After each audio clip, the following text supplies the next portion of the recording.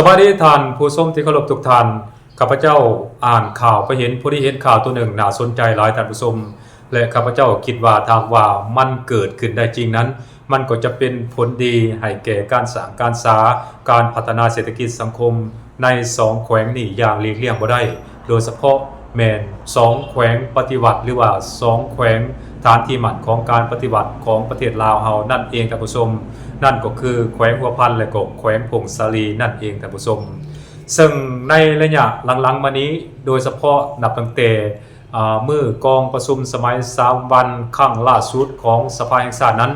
ทางภาคส่วนที่เกี่ยวข้องนั้นก็ได้มีการหยิบยกเอาประเด็นเรื่องการพัฒนาเศรษฐกิจสังคมของ2แขวงนี้ขึ้นมาปรึกษาหารือกันเป็นที่เรียบร้อยแล้วและในกองประชุมรัฐบาลประจำเดือนกรกฎนี้เพิ่นก็ได้เว้าเกี่ยวกับหัวข้อการพัฒนาเศรษฐกิจสังคมของ2แขวงนี้แล้วท่านผู้ชมโดยเฉพาะแม่นแขวงพงศาลีกับแขวงหัวพันนี้และข้าพเจ้าคิดว่าในระยะนี้น่าจะกำลังอยู่ในระยะที่การหากะเกียมการเสนอแนวทางอีกอย่างต่างๆนะที่จะพัฒนาเศรษฐกิจสังคมของแขวงหัวพันและก็แขวงพงศาลีนั้นเพื่อให้มันสอดคล้องให้มันกลมกลืนและก็ให้มันติดพันกับแนวทางหรือว่าทิศการพัฒนาเศรษฐกิจสังคมตามทิศสีเขียวนั่นเองท่านผู้ชมและข้าพเจ้าเชื่อแน่ว่า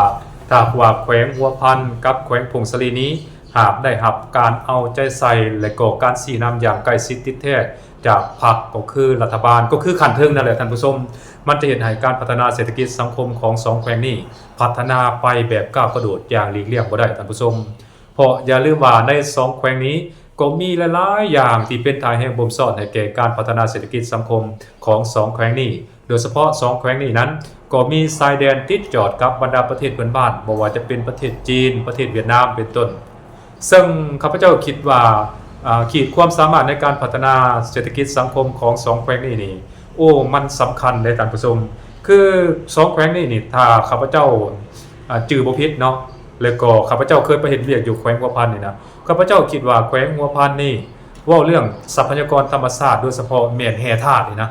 น่าจะมีบ่น้อยหน้าแขวงอื่นๆในขอบเขตตัวประเทศในประเทศลาวของพวกเฮานี่นะแต่ว่าข้าพเจ้าคิดว่าการขุดค้นทรัพยากรธรรมชาติโดยเฉพาะแร่ธาตุนั้นข้าพเจ้าคิดว่าบางครั้ง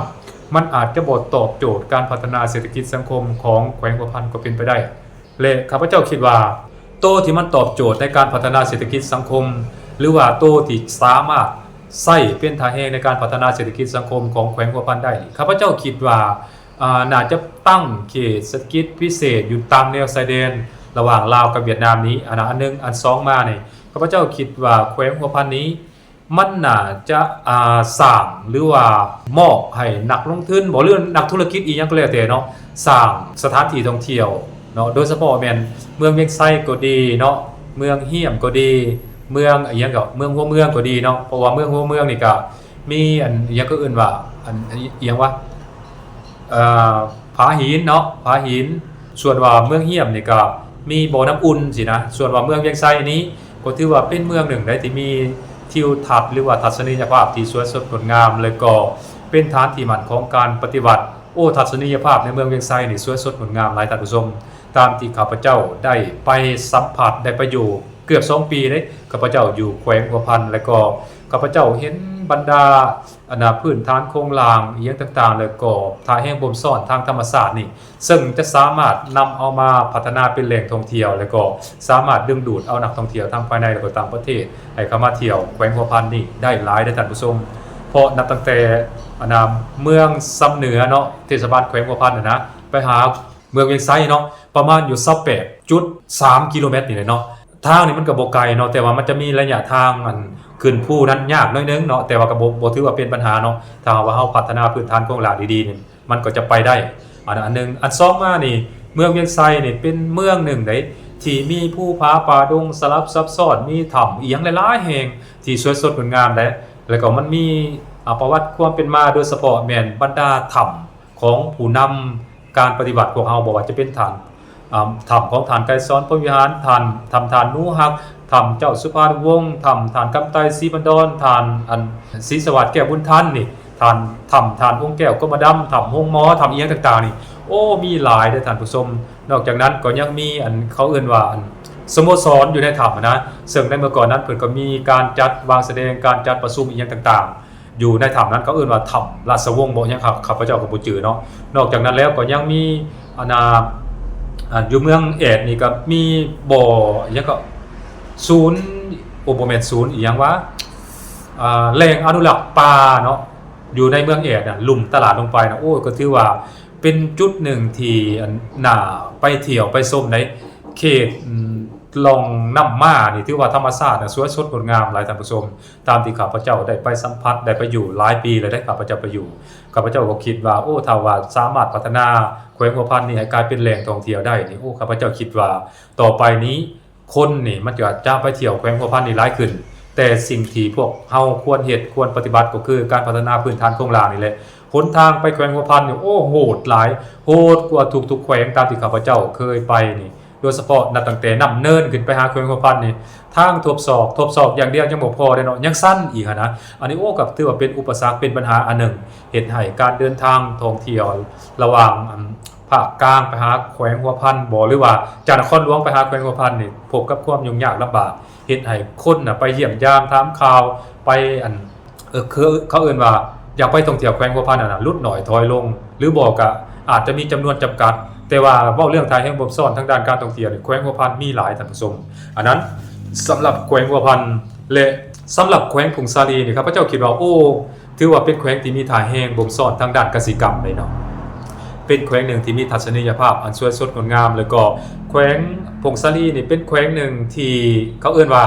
เป็นแขวงที่มีชื่อเสียงโด่งดังทางด้านการกสิกรรมโดยเฉพาะแม่น2,000 ปีนี่นะและก็เป็นแขวงหนึ่งที่มีชายแดนติดจอดกับประเทศเพื่อนบ้านโดยเฉพาะแม่นประเทศจีนนี่ประเทศจีนนี่ถือว่าเป็นตลาดที่มีกำลังซื้อสูงแล้วก็เป็นตลาดที่มีความสามารถแล้วก็มีการบริโภคในปริมาณที่หลายเนาะถ้าว่าพวกเฮาหากเอาแขวงผงสาลีเนี่ยเป็นอย่างเขาเอื่นว่าบ่ว่าจะเป็นจุดทางด้านการบริการท่องเที่ยวก็ดีจุดส่งเสริมในการผลิตกสิกรรมบ่ว่าจะเป็นปลูกพืชฤดูหนาวอีหยังต่างๆก็ดีเนาะแล้วก็เปิดเป็นเขตเศรษฐกิจพิเศษตามแนวชายแดนก็ดีเนาะมันก็จะเฮ็ดให้การพัฒนาเศรษฐกิจสังคมของแขวงผงสาลีนี่พัฒนาขึ้นแบบก้าวกระโดดได้เช่นเดียวกันได้ท่านผู้ชมเพราะแขวงผงสาลีนี่ก็ถือว่าเป็นแขวงนึงที่มีทิวทัศน์สวยสดงดงามเนาะทัศนียภาพที่สวยสดงดงามแล้วก็เป็นแขวงที่ยังคงมีอันนี้เขาเอิ้นว่าความดังเดิมอยู่หลายเนาะยังบ่ทันมีการเปลี่ยนแปลงอยู่หลายอันนี้ก็ถือว่าเป็นทางแห่งบ่มซ่อนหนึ่งที่จะสามารถดึงดูดเอานักเดินทางบ่ว่าจะอยู่ใกล้อยู่ไกลอยู่ทางภายในอยู่ทางภายในก็คืออยู่ต่างประเทศนั้นให้มาเที่ยวมาชมมาเยี่ยมยามแขวงผงสาลีนี่หลายขึ้นและที่สำคัญข้าพเจ้าก็ขอแสดงความขอบมกขอบใจและก็ขอแสดงความสมเชยมายังพรรคก็คือรัฐบาลนั้นที่ลิงก์เห็นได้ความหมายความสำคัญเกี่ยวกับการพัฒนาเศรษฐกิจสังคมของ2แขวงนี้เพราะอย่าลืมว่าแขวงผงสาลีและก็แขวงหัวพันนี้มันเป็นแขวงที่เป็นฐานการปฏิวัติแห่งอันเก่านะถ้าว่าบ่มี2แขวงนี้บางทีเฮาก็อาจจะบ่สามารถปลดปล่อยประเทศลาวของพวกเฮาได้จากพวกลูกแรงตีนมือจากพวกจักรพรรดิได้เช่นเดียวกันท่านผู้ชมเพราะฉะนั้นพวกเฮาต้องพยายามให้ความสำคัญเกี่ยวกับ2แขวงนี้มีอีหยังที่พอจะสามารถช่วย2แขวงนี้สร้างสาพัฒนา2แขวงนี้ได้เฮาก็ควรเฮ็ดได้เนาะการทุ่มเททุนทอนเพื่อพัฒนาพื้นฐานโครงสร้างอยู่ในบรรดาแขวงดังกล่าวนี้เพื่อปัวแปลงชีวิตการเป็นอยู่เพื่อเฮ็ดให้พวกเขาเจ้าเหล่านั้นสามารถไปมาหาสู่กันได้สะดวกสบายหลายขึ้นให้เขาเจ้าออกไปสู่โลกภายนอกนั้นได้หลายขึ้นอันนี้ข้าพเจ้าคิดว่าควรเฮ็ดได้ข้าพเจ้าขอแสดงความขอบมกขอบใจเนาะที่รัฐบาลลิงเห็นได้ความหมายความสำคัญของ2แขวงนี้แล้วก็พยายามสอกหาทุกวิธีทางเนาะในการพัฒนาเศรษฐกิจสังคมของ2แขวงนี้ให้คือกันกับแขวงอื่นๆนั่นแหละท่านผู้ชมแน่นอนแหละนอกจาก2แขวงนี้รัฐบาลก็ยังได้ให้ความสำคัญกับแขวงอื่นๆนำบ่ซัพพอร์ตใน2แขวงนี้แต่ว่าเฮาก็ต้องเข้าใจนำกันว่า2แขวงนี้นะว่าง่ายๆก็คือว่าเป็นพ่อเป็นแม่เป็นจุดกำเนิดของระบบการปกครองนี่นะเพราะฉะนั้นก็อย่าลืมเนาะอย่าลืมบุญคุณของ2แขวงนี้เพิ่นอย่าให้มันถึงกับคำเว้าที่ว่าอีหยังก็เอิ้นน่ะหน้าแล้วข่าวคุ้ยเทิกเซิกแล้วข่าวคนหานั่นน่ะอย่าให้มันเป็นอย่างนั้นเนาะท่านผู้ชมเนาะข้าพเจ้านี่เคยไปสัมผัสกับวิธีการดำรงชีวิตของประชาชนชาวแขวงหัวพันเลยโอ้คนแถวนั้นถือว่ามีจิตใจโอบอ้อมอารีมีไมตรีดีหลายท่านผู้ชม คนซ้ำเหนือนี่ถือว่าเป็นคนที่รับแขกครับคนเป็นคนที่เบิ่งครอบเบิ่งครัวได้อันพ่อแม่นี่ก็โอ้ยเบิ่งแย่งลูกเต้าทุ่มเทให้ลูกให้เต้านี่หลายเด้เนาะเขาเจ้ายอมเสียสละอันความสนุกสุขสบายเขาเจ้ายอมเสียสละอันเขาเอิ้นว่าปกตินี่ถ้าเขาบ่ซักเซึกเข้าบ้านเนาะแผ่นดินของเขานี่นะแผ่นดินแขวงหัวพันก็ดีพงศรีก็ดีเขาจะบ่ถูกผูกพานบ่ถูกอันเอาระเบิดไปโจมตีเด้เนาะถ้าเขาว่าเห็นดีเห็นงามกับฝรั่งหรือว่ากับอเมริกาเห็นบ่ความเสียสละของพวกเขาเจ้าน่ะมันยิ่งใหญ่ขนาดใดเนาะเพราะฉะนั้นมันถึงเวลาแล้วที่จะกลับลาวตาวขึ้นไปช่วยสร้างช่วยสาช่วยพัฒนาแขวงพงศรีแล้วก็แขวงหัวพันนี่ให้เจริญเท่าเทียมกับแขวงอื่นในประเทศลาวของพวกเขาท่านผู้ชมอันนั้นข้าพเจ้าขอแสดงความสมเชยอีกเทื่อหนึ่งเนาะและบัดนี้ถามว่ารัฐบาลจะมีวิธีการใดในการพัฒนาเศรษฐกิจสังคมของ2แขวงนี้ให้เจริญแบบก้าวกระโดดหรือว่าให้มันพอที่จะพัฒนาเจริญเท่าเทียมกับแขวงอื่นได้อันนี้เราก็ต้องไปเบิ่งทางแห่งบ่มซ่อนของแต่ละแขวงเนาะเพราะว่าทางแห่งบ่มซ่อนในการพัฒนาของแต่ละแขวงนี่มันบ่คือกันเนาะการวางแผนจากส่วนกลางแล้วเอาไปพัฒนาใน2แขวงนี้แน่นอนแหละมันจะเฮ็ดได้บางส่วนแต่ว่าบางส่วนมันก็อาจจะเฮ็ดบ่ได้เพราะว่ามันเว้าเรื่องที่ตั้งจุดพิเศษของแต่ละแขวงเนี่ยมันบ่คือกันเพราะฉะนั้นการจะพัฒนา2แขวงนี้ให้สามารถพัฒนาได้แบบก้าวกระโดดนั้นอันนี้มันก็ต้องอิงใส่จุดที่ตั้งจุดพิเศษแล้วก็ที่สำคัญต้องอิงใส่ความต้องการของประชาชนอยู่ในแขวงนั้นนำได้ว่าเขาเจ้าต้องการหยังเขาอยากให้สร้างให้สาอันใดเพื่อว่าให้มันเป็นหน่อแหนงในการพัฒนาเศรษฐกิจสังคมของเขาอันนั้นคือต้องได้สำรวจเอาข้อมูลให้มันดีๆถ้าเฮาวางแผนจากส่วนกลางลงไปโดยที่บ่ได้รับเขาเอิ้นว่าการยินยอมหรือว่าความเห็นดีเห็นพ้องจากรากฐานนี่บางครั้งการวางแผนจากส่วนกลางลงไปนี่ก็อาจจะบ่ประสบผลสำเร็จและสุดท้ายแล้วมันก็จะเป็นโครงการล่าเนาะโครงการล่าก็หมายความว่าโครงการบ่ได้รับการจัดตั้งปฏิบัติหรือว่าได้รับการจัดตั้งปฏิบัติไปแล้วหลังจากหมดเงินทุนที่รัฐบาลสนับสนุนหรือว่าส่งเสริมให้แล้วมันก็อาจจะ